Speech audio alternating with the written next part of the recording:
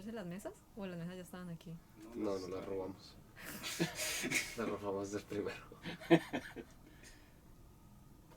Listo.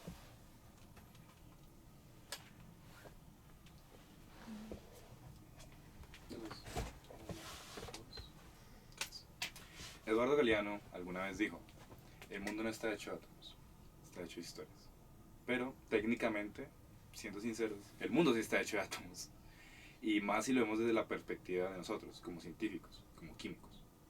Seguramente alguna vez han preguntado por qué la hierba, el pasto es verde, por qué el cielo es azul, o por qué este anillo de plata cambia de color con el tiempo, o por qué consumimos sal de mesa, si la sal de mesa está hecha de dos elementos que de por sí son como muy peligrosos por aparte. Aunque estas preguntas quizás parezcan triviales, algunas hasta tontas, son las mismas las que nos han hecho avanzar en el conocimiento científico que tenemos actual. Y son las que nos han hecho descubrir todo lo que tenemos actualmente y seguir en esa línea de descubrimientos. Y ahí es cuando nosotros entramos como científicos. Seguramente se acuerden de este magazine, Valencia Cero, que fue un trabajo muy bien hecho de la junta del capítulo del año 2024. Y en este fue como un recopilado tanto del trabajo como el del capítulo durante el semestre, entrevistas con personajes exitosos y algunas cosas de entretenimiento. No quisimos dejar este trabajo atrás y lo quisimos llegar al siguiente nivel con Valencia Cero Podcast. Esta vez con un invitado muy especial que tenemos aquí presente. Muchas gracias. Muchas gracias por la invitación. Preséntate, por Bueno, mi nombre es Giovanni Rojas, soy químico, como decías tú, soy científico, un poquito de experiencia, más o menos unos 30 años de experiencia. Actualmente me desempeño como director de programa del programa de química de la Universidad de ICESI, y en el cual pues tenemos un capítulo de la American Chemical Society que pues creo que nos convoca el día de hoy junto con diferentes actividades que ustedes hacen como estudiantes. Pero como tal, este es como nuestro capítulo de presentación. Entonces, en general, queremos como seguir una serie de preguntas y luego tenemos unas dinámicas que nos gustaría compartir. Entonces, así como para empezar, ¿qué te hizo estudiar química o más que todo, qué te hizo querer ser científico? Porque yo creo que antes de químicos somos científicos. Es como la importancia. Vale, es una pregunta que me remonta a muchísimos años atrás, cuando incluso era niño. Eh, yo creo que todos los niños en el interior son científicos, tienen muchas dudas, muchas preguntas, siempre viven preguntando ¿por qué esto? ¿Por qué aquello? Eh, bueno, esa curiosidad me hizo eh, ahondar un poco más en la química. Afortunadamente estudié en un colegio, el bachillerato, en el que tenía diferentes modalidades, y para tratar de satisfacer esas preguntas escogí la química.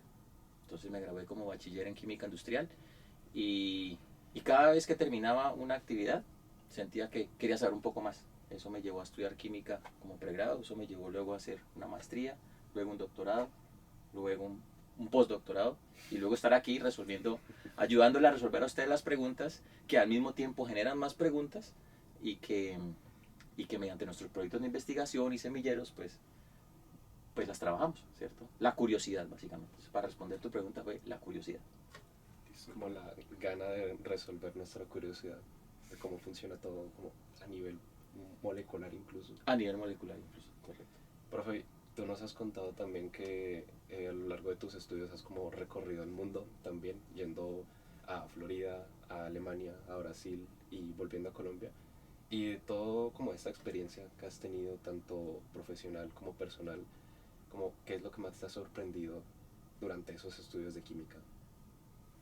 Pues lo que más me ha sorprendido, y que trato siempre de conversarlo con todos los estudiantes, es que la química es igual en todas partes del mundo.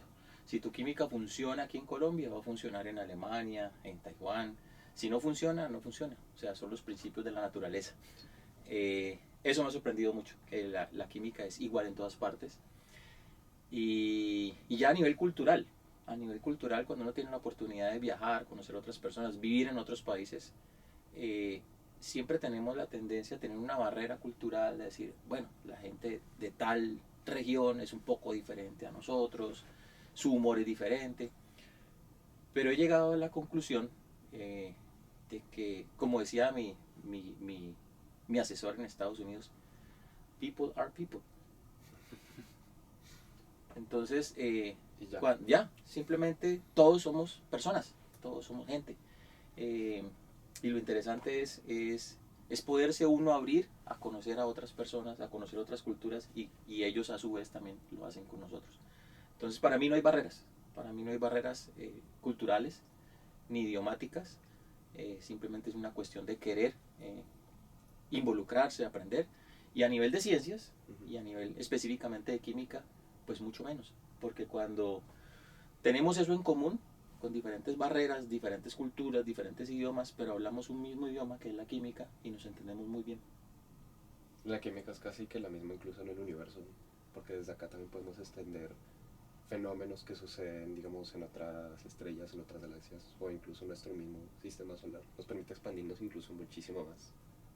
Profe, y entre toda esa investigación, que tu área como de experticia son los polímeros, ¿por qué terminaste escogiendo la pedagogía? O sea, ¿qué te llamó la atención más que todo de la pedagogía, también complementada con la investigación que haces en tus grupos de semilleros? Bueno, siendo honesto, nunca pensé en la pedagogía como una carrera que yo iba a seguir. Siempre para mí fue prioritario la investigación, fue prioritario el responder preguntas de investigación, pero había hecho pedagogía o había hecho educación sin saberlo desde una edad muy temprana. Parte de mis estudios, cuando estaba estudiando mi pregrado, dependiendo de la carrera que uno estudie, puede tener más o menos tiempo libre, y algunas personas pues trabajaban, hacían otro tipo de cosas. Y yo decía, bueno, ¿qué puedo hacer para tener una fuente de ingresos? Y decidí dar clases particulares de todos los temas. Incluso daba hasta inglés, y en ese momento no era muy proficiente en inglés. Daba matemáticas, daba ciencias, biología, química, obviamente, física. Y eso me permitía tener unos ingresos y ver cómo los muchachos que acudían a mí pues iban sobrellevando sus exámenes, pasando a buenas notas. Entonces desde ese momento incluso hacía pedagogía, sin embargo no lo sabía. Luego durante la época de posgrados, típicamente, y esto es algo que nos ocurre mucho a los químicos, es que cuando nos aceptan en estudios universitarios en el exterior, siempre viene asociado con una beca. Y de esas becas típicamente como retribución, uno como estudiante, retribución a la institución, es dar clases a los estudiantes que están apenas empezando. Típicamente clases de laboratorio, de química general y ese tipo de cosas. Entonces ahí me vi involucrado nuevamente un poco más profundo en la docencia en química. Obligatoriamente, con ese tipo de becas, tienes que hacer algunos cursos que te permitan obviamente transferir tu conocimiento de buena manera. Sí. Entonces ahí aprendí unas técnicas. Bueno, y luego la vida me llevó por diferentes lugares y vengo a la universidad con mucho miedo, pensando de que no iba a ser fácil dar las clases, no iba a ser fácil llegar, transmitir el conocimiento. Era un salto bien diferente de la investigación pura o de la industria a la academia. Pero como te decía, lo venía haciendo sin saberlo, sin saberlo. Pero, dentro de esa misma pregunta, ¿tú te ves regresando a ese mundo más investigativo? O sea, netamente investigativo. Pues lo estoy en este momento. Realmente eso es lo que nos permite a nosotros en la academia, es hacer investigación, la línea que tú escojas o ampliar a diferentes líneas. Parte de nuestro tiempo está dedicado a eso y parte del otro tiempo está dedicado a la docencia. Entonces realmente yo creo que todos los que estamos en el departamento y especialmente en los programas de ciencias, yo creería que somos más científicos que docentes. Al menos así lo he podido visualizar con los colegas. Sí, siempre es como notable de cierta forma porque a la universidad también siempre están asociados como proyectos también de investigación, tanto para como el estudiante como para el profesor que lo dirige. Bueno, pasamos a nuestra siguiente sección, que con cada nuevo episodio tendremos un diferente invitado, pero en todas las ediciones de Valencia Cero tendrán esa sección de noticias químicas, una parte divulgativa de muchas áreas en común que pues les pueden interesar. El primero es una noticia que fue bastante polémica, que llamó muchísimo la atención y que también fue muy tergiversada por algunos medios populistas, que fue el descubrimiento de DMS y DMDS en un exoplaneta llamado K2-18b. El DMS pues, es el sulfuro de dimetilo, nosotros químicos los conocemos como normal, casual, y el disulfuro de dimetilo. ¿Qué ocurre? Eso es como una historia. En 2023 descubrieron una señal espectroscópica que parecía ser este DMS en este exoplaneta. Y hablando un poquito más de este exoplaneta, es una supertierra, como un planeta que parece la Tierra, pero es mucho más masivo. También se cree que pueda tener un océano y orbita una estrella que le permitiría como permanecer mucho tiempo en el universo. Y estos descubrimientos se hicieron usando el maravilloso James Webb Space Telescope y varios de los instrumentos que él tiene, y que encontró en 2023 se encontró esta señal, y no era exclusivamente como que concluía este descubrimiento de esta molécula. Entonces tuvieron que esperar 2 años. 2 años porque el telescopio mantiene ocupado. Entonces le enfocaron nuevamente a este planeta, y esta vez usaron un instrumento más potente que es el MIRI, es el Medium Infrared Instrument, y volvieron a encontrar esta señal de DMS y DMDS, incluso una mayor concentración en la que se produce aquí la Tierra. Y ahí está la importancia de la noticia, porque este DMS es una molécula bioindicadora, un biomarcador, porque aquí en la Tierra lo conocemos solo por ciclos en el océano que están asociados a fitoplancton, y este es el que produce la mayor concentración de este. Entonces fue un primer indicio de, bueno, en este exoplaneta que puede tener un océano, puede que tenga vida, porque el DMS no lo conocemos producido a esas concentraciones por ningún proceso químico, y hasta este momento sigue siendo el biomarcador más concluyente que se ha tenido, porque digamos en otros planetas, tanto por telescopios en el espacio como aquí en la Tierra, se han encontrado digamos que CO2, agua digamos en algún estado líquido, metano, biomarcadores interesantes incluso aquí dentro del sistema solar, pero ninguno tan directamente relacionado con la vida como ha sido el DMS. Y es nuevamente la evidencia más fuerte hasta ahora que tenemos de vida extraterrestre, sin concluir que hay vida extraterrestre. Aún hay que hacer más estudios al respecto. Pues, pero ahí entra mi pregunta. Quizás yo no soy tanto hacia ese lado, como eso sería como química. Es Como astroquímica. astroquímica. ¿Cuál vendría siendo la implicación real de que se encuentren ese tipo de compuestos en esos planetas, por ejemplo? Digamos que abren la puerta a la discusión de, bueno, cómo es realmente el ambiente dentro de este planeta y cómo se podría explicar, porque como se puede como afirmar en cualquier otro medio, decir como que, hey, no estamos solos en el universo, ya hay vida bacteriana en otro lado, sería como el boom del siglo.